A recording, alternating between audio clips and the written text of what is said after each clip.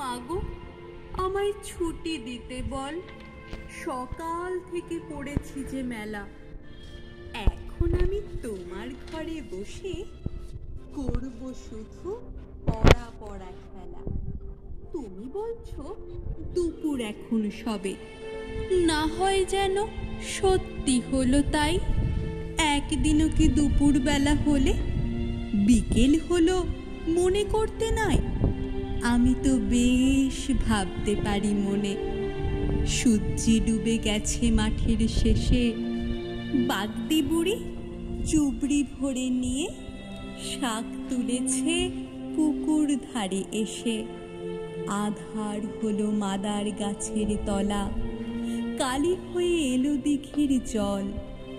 হাটের থেকে সবাই এলো ফিরে, মাঠের থেকে এলো চাষির দল।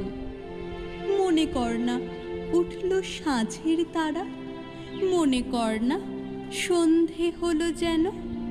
রাতের বেলা দুপুর যদি হয়, দুপুর বেলা রাত হবে না কেন?